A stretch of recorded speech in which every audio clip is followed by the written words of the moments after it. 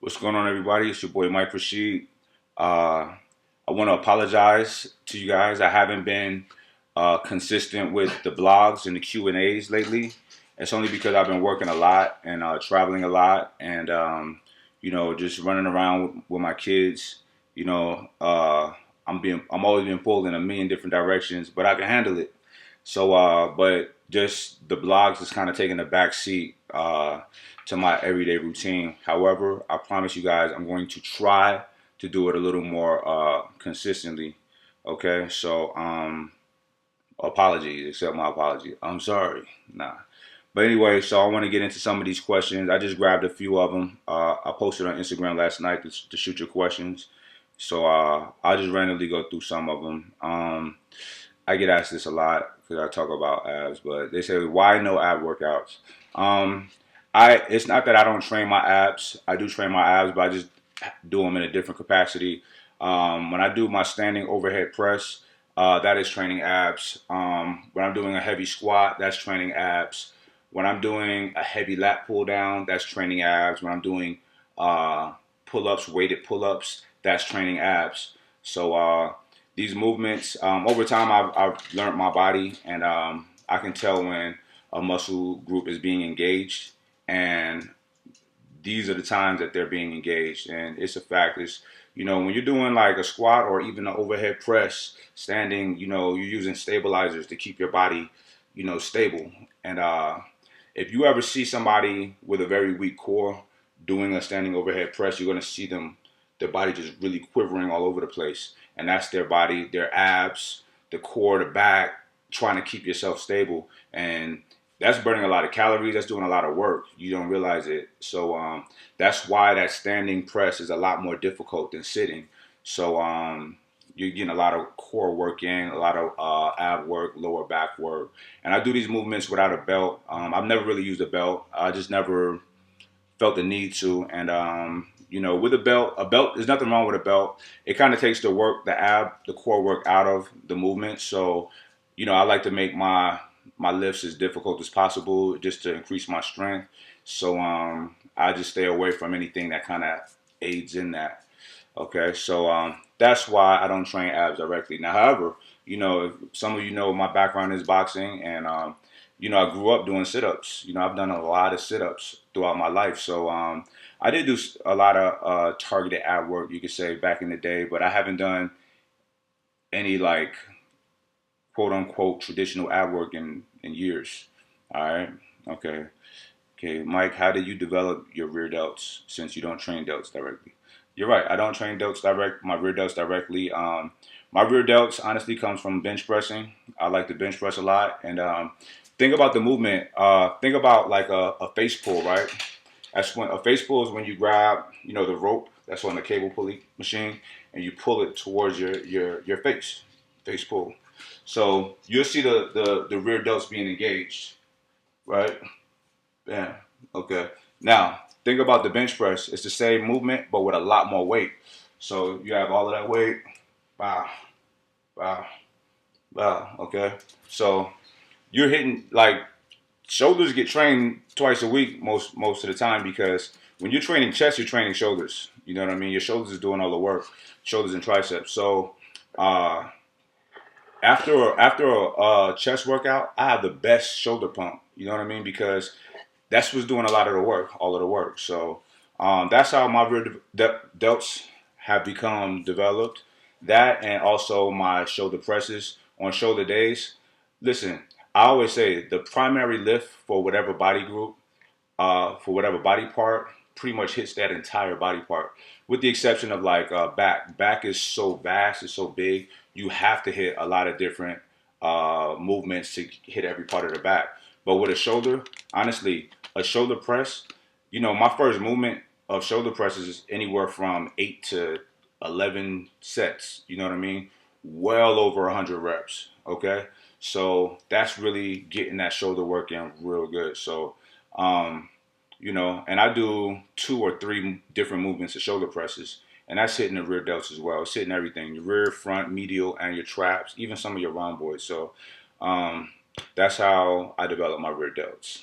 Okay. Now I'm not saying don't train your rear delts directly. You should, especially beginners, especially if you're starting out. You need to get a solid base before you can start tearing off and not doing some of the basic stuff. Okay, so I say do it when you train. Listen, as a beginner, when you're training your shoulders, you know, hit every head. You know, hit front delts, rear delts, medial delts, your shoulder presses, your upright rolls, traps, everything. You know, don't because I did it all. You know, but I got to a point to where I'm like, wait a minute, I'm getting more out of a bench press for my rear delts than a face pull or a reverse fly. So I'll never tell you not to do something, but if you do take out a certain movement, add more sets on your primary lifts. All right. Does an alpha female need to be able to lift with the big boys to be alpha as fuck? You're damn right. Now, when I say lift with the big boys, I'm not saying lift with the big boys lift, but lift with that same intensity and don't quit. I'm a big fan of people who listen. If we training, we're all training together, and it's difficult. That's good. You want it difficult. You want it hard. Don't punk out of no workouts ever. Don't be afraid of no hard work. Listen, if there's ever a point to where I'm training with somebody and they're struggling through their sets, but we have a set goal, I'll sacrifice my sets to keep pushing you, to keep pushing that person because I respect that. That's a person that won't die, that won't quit. That's a person that said, I said I'm gonna do this and I'm gonna do it, no matter how hard it is. I'll sit there with you all day if you're down to put in that work. So yeah, and honestly, alpha ladies, lady female alphas, y'all, a lot of times y'all are more alpha than the dudes. I see dudes quit a lot more than I see women quit. I hardly ever see women quit like tough workouts. I see guys quit all the time. Say they get lightheaded or whatever the fucking excuse. My motto is this. See, when I was younger, like as a boxer, I would get you're traveling, you're in different fight camps. So I always lifted, so I always looked like better shape than the other guys. So the coaches would always push me a lot harder than everybody else. They would try to break me, especially a new guy. You always try to break the new guy. So in my mentality, my mind was like, "There's nothing that they're gonna give me that I'm not gonna do. The only way I'm not gonna complete something is if I pass out. That's it. It's got to be out of my hands. You know what I mean? And honestly, it's never happened. I've never set out for a task and not did it. So that's how you get alpha as fuck, ladies and gentlemen. All right. Okay, rest days. Yes, you need to take rest days. I take rest days. Typically, Saturday, Sunday is my rest day. I like to work Monday through Friday. Sometimes I'll do Monday through Saturday. When I'm traveling a lot, my schedule gets thrown off. My training split gets thrown off. So I might miss an extra day here or there. If I do, I'll make up for it. And if I don't feel like it, I won't. I'll be like, fuck it. It is what it is. But yeah, you gotta rest, man. I'm all about training hard, balls to the wall. But you also gotta rest and recover. That's part of the process. That's how you grow. Okay, and you don't want to get burnt out on just training. I've been there before. I've gotten to the point to where I trained 1 year. Me and Rob, oh my God, we trained so fucking hard all year, and then I got to a point to where I just didn't want to train anymore. I was like over it. So I took like a week and a half off, maybe 2 weeks, and then I missed it so much. I went back with a renewed mind state and just a new ferocity. You know what I'm saying? And just went ham. So yeah, it's good to unplug sometime and then reset and go back. All right. When will you and Chris Jones collab again? Chris Jones, that's my boy. We are planning to do something around the time of the Los Angeles Fit Expo, the LA Fit Expo. So we're gonna do something big, man. We're gonna have fun with you guys. Chris, very like-minded cat. Mad love for Chris Jones and the Swollen Nerd. Actually, I should take the Swollen Nerd's name because I'm really a Swollen Nerd. Y'all should see my book listing in here. You know what I mean? I'm a big nerd at heart. I be in a car. People think they're gonna hear some hardcore rap music when they hop in the car with me, and then what comes on?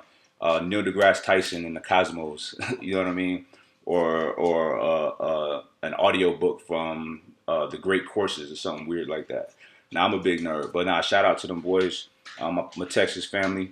Yeah, we planning to do something around the LA Fit Expo, so that'll be the next time you see us collab. Unless we just run into each other before then. All right, my opinion on NFL rugby offseason for building muscle. That's a good question. Any I like to say power sports like that. You know, your off season, you definitely want to lift. You want to get strong as hell, but you want to lift not in a bodybuilding capacity. You want to lift in a strength capacity and a conditioning capacity. Okay, so I would really go hard on the basics, the squats, the deads, the bench press, also cleans and shoulder presses and a lot of pulling as far as like pull ups, heavy pull ups, weighted pull ups, stuff like that.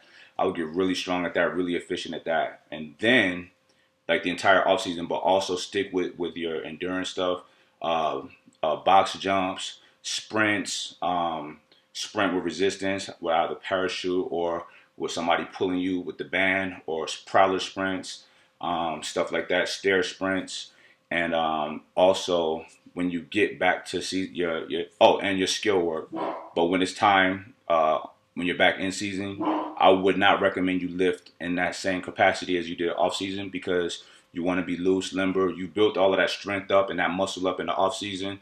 I would say taper your training, your heavy lifting sessions from 5 days a week to maybe one a week, and practice on just skill when you're in season.